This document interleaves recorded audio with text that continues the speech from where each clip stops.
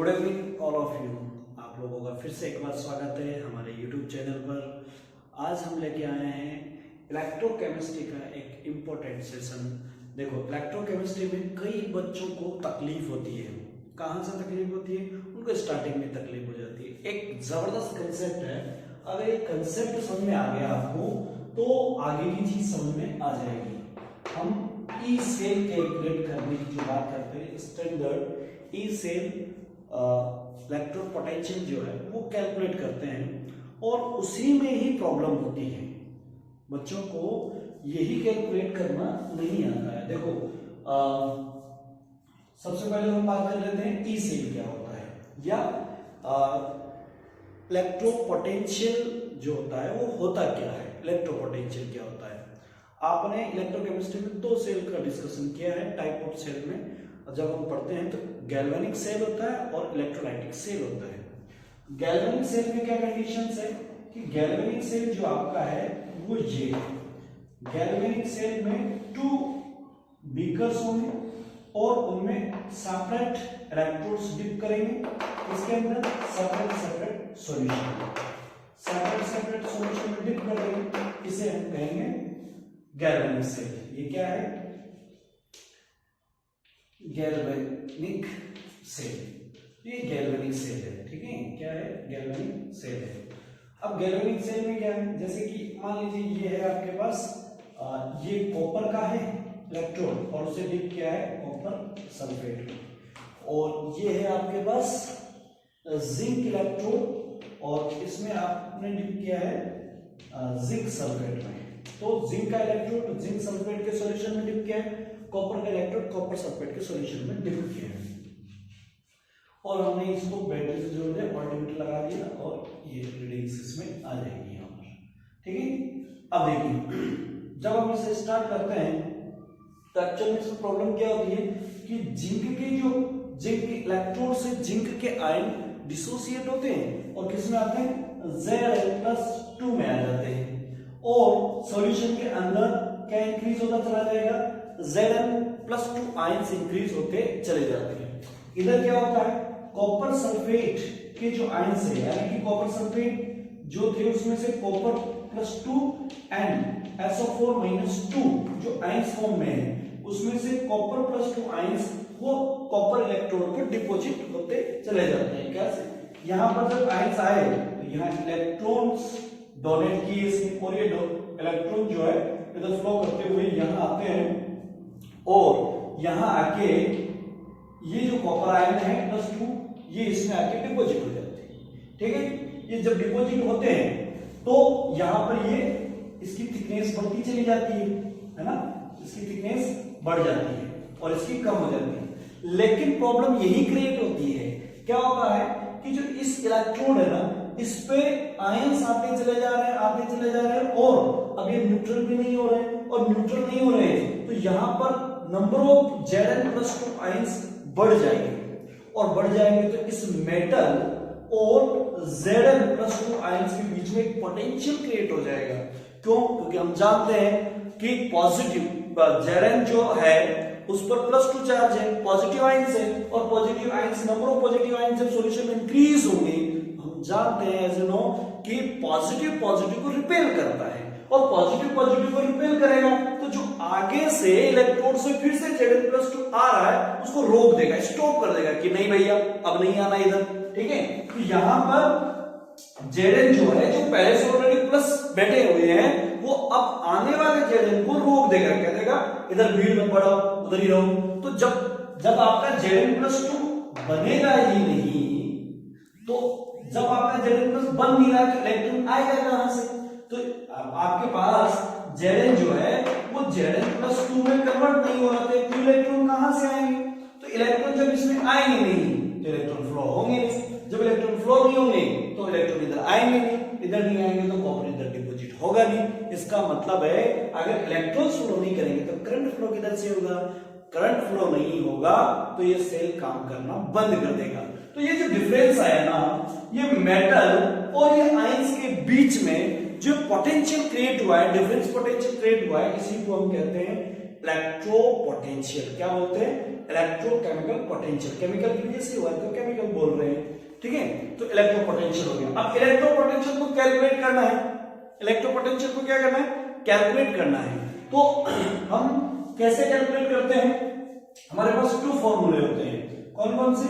E cell equal to E standard cathode minus E standard anode. ध्यान से सुनिएगा, यही प्रॉब्लम है सारी कुछ। और एक फॉर्मूला होता है E cell equal to E standard anode plus E standard cathode. अच्छा, एक कंफ्यूजन और होता है बच्चों में, कैंसर, इसको लेकर कंफ्यूजन होता है। सर गैल्वेनिक सेल में जो इलेक्ट्रोड है, जैसे कि इसमें इलेक्ट्रोड है कैथोड, ये कैथोड है, और ये क्या है? एनोड। ये क्या है? एनोड। तो बच्चों को हम फिजिक्स में पढ़ते हैं तो वो इस कंफ्यूजन से रहते हैं कि सर एनोड पर पॉजिटिव होता है, नेगेटिव होता है, कैथोड पर पॉजिटिव होता है, नेगेटिव होता है। नहीं भाई, पॉजिटिव नेगेटिव का केस एनोड और कैथोड से कोई लेना देना नहीं है। तो फिर अरे भैया, यहां पर तो कैथोड का मतलब तो रिडक्शन रिएक्शन हुई है, एनोड का मतलब ऑक्सीडेशन रिएक्शन हुई है। ये बात रिएक्शन के बेस पे है। अगर किसी इलेक्ट्रोड पर रिडक्शन रिएक्शन हुई है तो उस मेटल के इलेक्ट्रोड को हम क्या बोलेंगे? कैथोड। अगर किसी इलेक्ट्रोड पर ऑक्सीडेशन हुआ है तो उस इलेक्ट्रोड, जो मेटल का इलेक्ट्रोड है, उसे क्या बोलेंगे? एनोड। सिंपल सी बात है।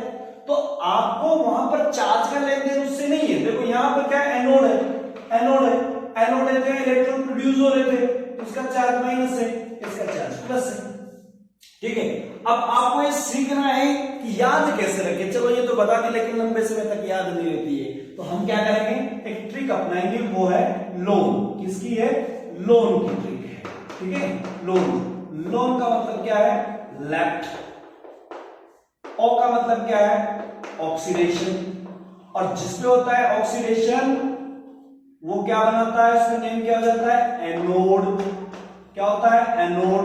और एनोड पर चार्ज को कौन सा होगा? नेगेटिव। कौन सा होगा? नेगेटिव।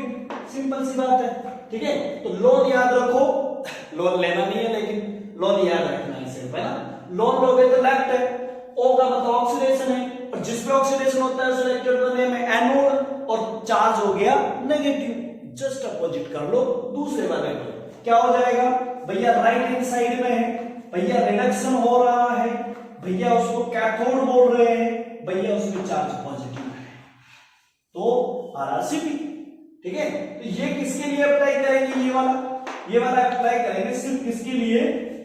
ये वाला कैसे अप्लाई करेंगे? गैल्वेनिक सेल के लिए। किसके लिए? गैल्वेनिक सेल के लिए। एक सेल और है इलेक्ट्रोलाइटिक सेल। इलेक्ट्रोलाइटिक सेल की कहानी क्या है? उसकी कहानी सिंपल है। दोनों इलेक्ट्रोड जो है एक ही सॉल्यूशन में डिप होते हैं, इसमें दोनों इलेक्ट्रोड अलग अलग सॉल्यूशन में डिप होते हैं, सीधी सी बात है। और जब इसको बैटरी से जोड़ते हैं तो बैटरी से कनेक्टेड होता है, उस पर डिपेंडेंसी। तो यहाँ पर जो चार्ज है ना वो ऑपोजिट होते हैं, चार्ज ऑपोजिट होते हैं। कहानी यहाँ एनोड और कैथोड की तो सिंपल है, क्या कि अगर ये एनोड है तो ये कैथोड है।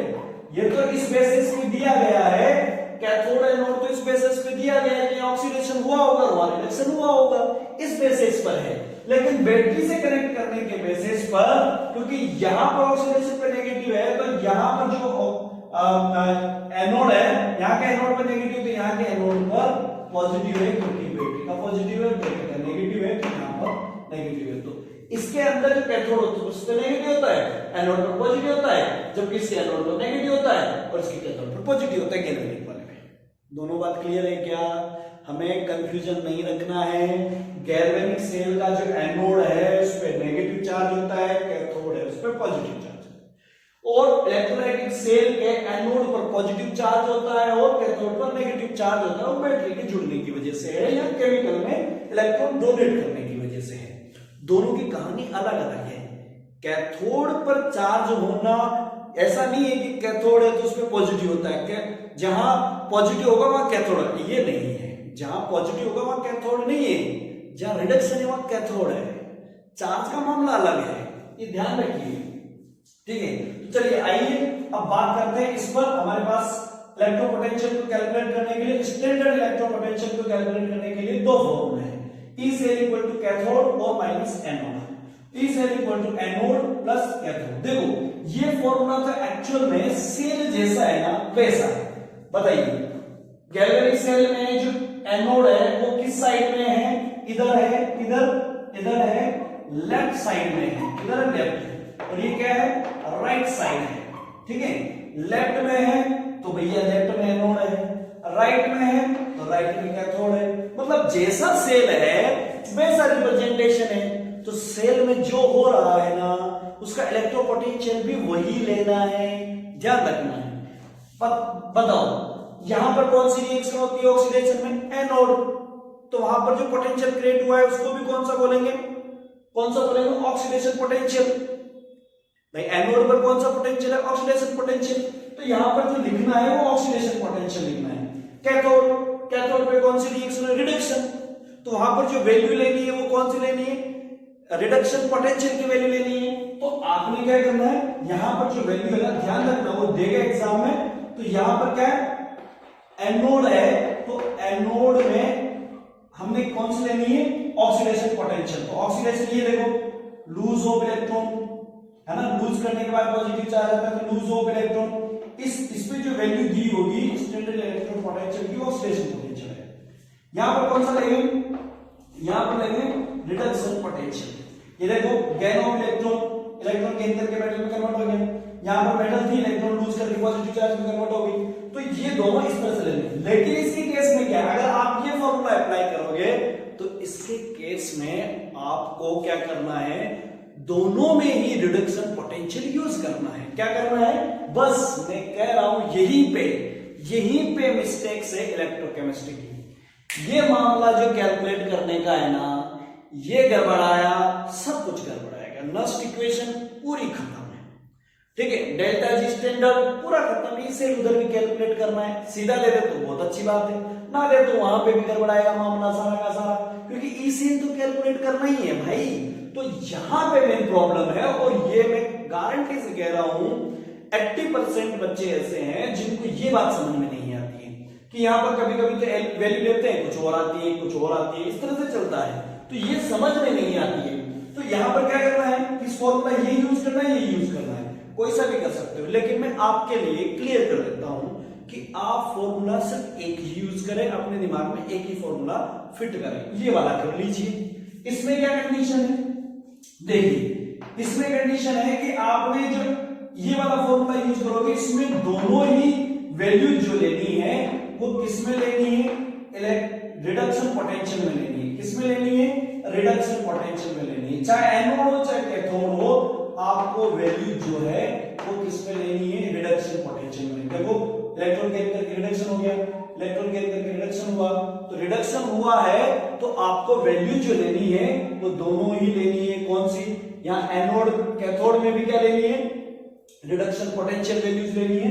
यहां पर कौन सी? एनोड में भी रिडक्शन पोटेंशियल वैल्यूज लेनी है। कब लेनी है? जब फॉर्मूला हम E cell equal to E cathode minus E anode use करें। लेकिन अगर हमने फॉर्मूला ये यूज किया तो जो जैसा है वही यूज करना है।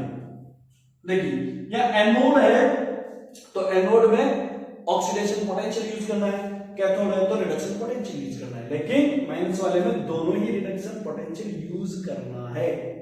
बात समझ में आई क्या? और आईयूपीएसी ने रिडक्शन पोटेंशियल कंसीडर किया है कि आपने इसको ले तो रिडक्शन पोटेंशियल लेना है, और रिडक्शन पोटेंशियल को ही हम सेल पोटेंशियल आईयूपीएसी ने नेम डिसाइड किया है, उसी को नेम दिया गया है। चलिए अब आपको केमिकल सिंथेसिस मिलेगी ना, वो भी रिडक्शन पोटेंशियल की ही मिलेगी पूरी की पूरी। किसके साथ? हर एक सेल, हर एक मेटल इलेक्ट्रोड को हाइड्रोजन के इलेक्ट्रोड के साथ कंपेयर करके उसका ओरिजिनल स्टैंडर्ड फॉर्म में क्या निकाला गया है? उसका रिडक्शन पोटेंशियल निकाला गया है। सीधी सी बात है। चलिए अब आपको ये फॉर्मूला समझ में आ गया है, तो हम क्या करते हैं, इसका एक एग्जांपल ले लेते हैं। एग्जांपल से बेटर रहेगा कि बात समझ में आ जाए। चलिए एग्जांपल क्या है आपके पास? एक सेल दिया गया है, सेल क्या है, Fe +2, सेल रिप्रेजेंटेशन आपको आता है +3, ठीक है। फिर Ag +2 Ag, सॉरी।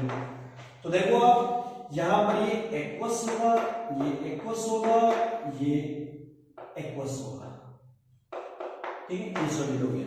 अब देखिए यहां पर, यहां से यहां देखो, क्योंकि सेल ये डबल जो है ये क्या है, सॉल्ट फ्रीज है।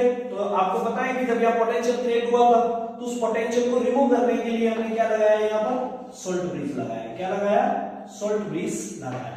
और सॉल्ट फ्रीज लगाने के बाद फिर से ये, यानी कि Zn जो पोटेंशियल यहां पर जो Zn आयंस आने की वजह से जो पोटेंशियल क्रिएट हुआ था, Zn पॉजिटिव चार्ज अगर रिमूव हो जाए, न्यूट्रलाइज हो जाए, अगर वहां से रिमूव कर दिए जाए तो सेल वापस से वर्क करना स्टार्ट कर देगा।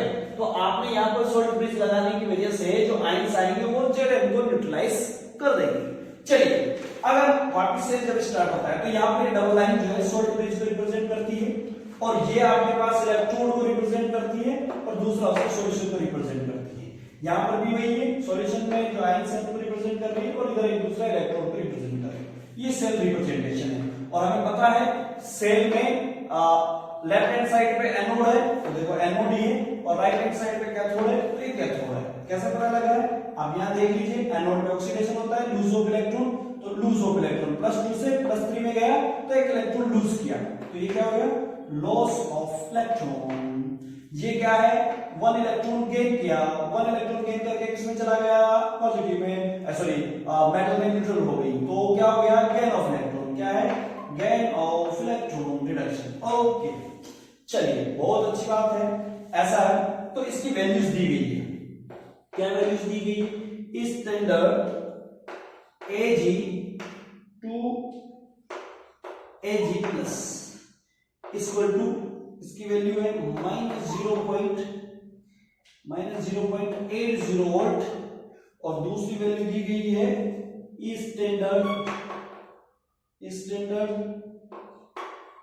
+3 टू Fe +2, ठीक है, हाँ ये दिया गया है, और इसकी वैल्यू दी गई है 0.77 वोल्ट, ये दिया गया है, ठीक है जी। आगे चलते हैं। अब हम क्या करेंगे, इसमें फॉर्मूला अप्लाई करेंगे, वैल्यूज हमें दी गई है, फॉर्मूला अप्लाई करेंगे। फॉर्मूला अप्लाई कौन सा करना है, जो मर्जी पड़े वो करना है, लेकिन आपको पहले मैं एक फॉर्मूला अप्लाई करके दिखा देता हूं, ये वाला दिखा देते हैं। देखो क्या है, E cell equal to E cathode minus E anode. आपको पता है ये सेल यूज करते हैं स्टैंडर्ड वाला, ई कैथोड माइनस एनोड। हम क्या करते हैं, यहाँ पर दोनों रिडक्शन पोटेंशियल में, तो फोकस कीजिए, क्या ये वैल्यू दी गई है, रिडक्शन पोटेंशियल की वैल्यूज दी गई है क्या, हाँ देखते हैं क्या है जी इसमें, सर ये नहीं दी गई है, ये तो ऑक्सीडेशन पोटेंशियल में दी गई है। अच्छा, ये किसमें दी गई है, ये 1 इलेक्ट्रॉन गेन करके किसमें चला गया, +2 में चला गया, +3 था, +3 में एक इलेक्ट्रॉन गेन करेगा तो क्या हो जाएगा, +2। कईयों को तो यही नहीं पता कि +3 का मतलब एक इलेक्ट्रॉन, उसमें +3 है और +2 में जाएगा तो एक इलेक्ट्रॉन गेन किया है। प्लस होने का मतलब है इलेक्ट्रॉन की कमी, माइनस होने का मतलब इलेक्ट्रॉन रिच है, इलेक्ट्रॉन गेन किए। बस सीधी सी बात है, प्लस का मतलब है समझ लो खाली प्याला, ठीक है, उसमें दान डालेंगे वो देखेंगे। तो जिसमें नेगेटिव है मतलब वो भीख मांग के ऑलरेडी तैयार है वहां पर उसका, हाँ उसने इकट्ठा कर दिया, और खाली का मतलब प्याला खा लिया, मांगना है। चलिए, तो ये सीधी सी बात है कि इलेक्ट्रॉन कम है, और हमारा धन कौन है, यहाँ पर इलेक्ट्रॉन है, सीधी सी बात, पैसा कौन है, प्याले में जो पैसा आएगा वो इलेक्ट्रॉन। चलिए, ये क्या है आपके पास, Fe+3 से +2 में गया, तो यहां से इसमें चला गया, तो ये 1 इलेक्ट्रॉन गेन किया, जबकि इसमें कैसा दे रखा है, ऑक्सीडेशन पोटेंशियल दे रखा है क्योंकि पॉजिटिव है, लेकिन हमें लेना है किसमें, सिर्फ रिडक्शन पोटेंशियल। ये तो ठीक है मामला, इसमें चेंज करना है, तो चेंज क्या करेंगे, अगर मैं यहाँ पे Ag को इधर लिख दूं, प्लस को Ag प्लस को इधर और Ag को इधर लिखूं, तो ये वैल्यू भी चेंज हो जाएगी, प्लस से माइनस है तो प्लस में कन्वर्ट हो जाएगी, बात इतनी सी है, ठीक है। अगर मैं इस वैल्यू को चेंज करके रिडक्शन पोटेंशियल में लिखूं ऐसे, EAG प्लस Ag स्टैंडर्ड ऐसा है तो वैल्यू भी चेंज हो जाएगी, वैल्यू क्या हो जाएगी माइनस की प्लस में हो जाएगी, ठीक है। और ये है बात, मामला इतना सा। चलिए अब हमें रिडक्शन में लेना है, तो दोनों रिडक्शन में पहले डिसाइड कर दी, ये एनोड है ये कैथोड है, मतलब कैथोड में कैथोड वाली वैल्यू पुट करनी है, एनोड में एनोड वाली। तो Ag कैथोड में है, चलिए Ag की वैल्यू पुट कर दीजिए पहले। मैंने चेंज करके किया है इसलिए मैं प्लस ले रहा हूं, तो प्लस में लेने का रीजन समझ में आ गया होगा, ठीक है। फिर मेरे पास ये जो रिडक्शन में दी गई है तो 0.77 वोल्ट। अरे भाई ये ध्यान रखना यार, यहीं पे मिस्टेक्स है। ये ऑक्सीडेशन पोटेंशियल में दी गई थी, मुझे लेगी रिडक्शन पोटेंशियल में थी, मैंने रिडक्शन पोटेंशियल में चेंज किया तो ये वैल्यू चेंज हो गई, प्लस में आ गई, सीधी सी बात है। चलिए अब इसे माइनस करोगे तो क्या आ जाएगा 0.03, 10 में से 7 गया तो 3, ठीक है ना। फिर बच गया कि आपके पास 7 से माइनस गया 0, आंसर ये हो गया। अब इस बात को चाहो तो आप दूसरा फॉर्मूला अप्लाई करके भी निकाल सकते हो, निकाल के देख लीजिए। E cell equal to E anode plus E cathode, prove करके दिखा देते हैं, है ना। क्या बोला था कि अगर ये अप्लाई करोगे तो एनोड में ऑक्सीडेशन है तो ऑक्सीडेशन पोटेंशियल लेना है, कैथोड में रिडक्शन है तो रिडक्शन पोटेंशियल लेना है। चलिए यहां पर कैसा होना चाहिए अपने पास ऑक्सीडेशन पोटेंशियल, और Ag किसमें है, Ag पर रिडक्शन हुआ है, Ag तो कैथोड का है ना, ये देखो Ag तो कैथोड है, ये एनोड है, तो Ag कैथोड में है तो ये तो कैथोड एंड रिडक्शन पोटेंशियल में लेना है, तो ये वैल्यू तो चेंज करके लेनी है, ठीक है। पहले एनोड की रखते तो एनोड में कौन है Fe, और जब इसकी वैल्यू दी गई है रिडक्शन में, किसमें दी गई है रिडक्शन में, ये देखो रिडक्शन में दी गई है, तो मुझे किसमें चाहिए यहां पर इस फॉर्मूले को जब मैं अप्लाई करूंगा तो मुझे चाहिए किसमें, मुझे चाहिए ऑक्सीडेशन पोटेंशियल, लेकिन मुझे दी गई है रिडक्शन पोटेंशियल में। मैं क्या करूंगा इसे चेंज कर दूंगा, ऑक्सीडेशन पोटेंशियल में लिखूंगा इसका Fe प्लस 2 से Fe प्लस 3 इक्वल टू, तो वैल्यू भी चेंज हो जाएगी -0.77 वोल्ट, ठीक है। ये चीज जो समझ गया ना, ये चीज ये समझ लो इलेक्ट्रोकेमिस्ट्री उसके लिए चुटकियों का काम है, सब कुछ सोल्व हो जाएगा, यहीं पे प्रॉब्लम आती है उसको। तो ये जो है ये ऑक्सीडेशन है, तो ऑक्सीडेशन की वैल्यू क्या हो जाएगा -0.77 वोल्ट प्लस, अब ये किसमें है, ये आपके पास कैथोड है, और ये तो मुझे चाहिए किसमें रिडक्शन पोटेंशियल में, तो ये दी हुई ऑक्सीडेशन में थी, रिडक्शन में करूंगा तो मैं इसको क्या कर दूंगा पॉजिटिव में, क्या हो जाएगा 0.80 वोल्ट। तो अब कीजिए ये ज्यादा में है ये कम में, माइनस करोगे इसको माइनस करोगे उससे हो जाएगा 0.03 वोल्ट, दोनों से आंसर एक ही आ रहा है, इसका मतलब हैंस प्रूव, ये दो बात प्रूव हो गई है। तो आपको इलेक्ट्रोकेमिस्ट्री में ये बात समझ में आई है या नहीं आई है, आप अच्छे से देखें इसको, एक बार और रीटेक करके इसको देखें आपको ये बात बहुत अच्छे से समझ में आ गई होगी और आ जाएगी।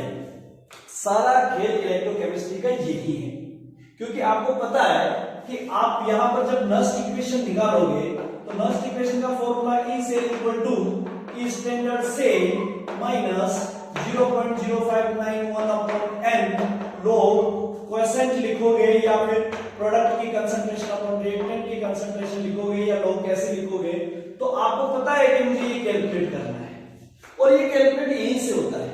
तो हो सकता है वो क्वेश्चन में डायरेक्ट कैलकुलेट करके दे, जब तो बहुत ही बच्चा आपका नसीब बहुत अच्छा है, और वो आपका काम बना दे कि ये कैलकुलेट करके फिर निकालो उसको, तो पहले तो ऐसे कैलकुलेट करना पड़ेगा, फिर यहां पुट करना पड़ेगा, फिर ये निकालना। अच्छा यहाँ n की वैल्यू निकालनी है, तो टोटल इलेक्ट्रॉन की लेन देन कितनी हुई, तो टोटल इलेक्ट्रॉन की जो लेन देन है वो यहाँ n की वैल्यू पुट कर दोगे, जैसे कि इस वाले में टोटल इलेक्ट्रॉन की लेन देन +1 यानी कि 1 इलेक्ट्रॉन लेन देन हुआ है, तो डोनेट और गेन करना तो 1 इलेक्ट्रॉन का केस है, तो यहाँ पर 1 पुट कर देंगे और उससे फिर वैल्यूज आपकी निकल जाएगी।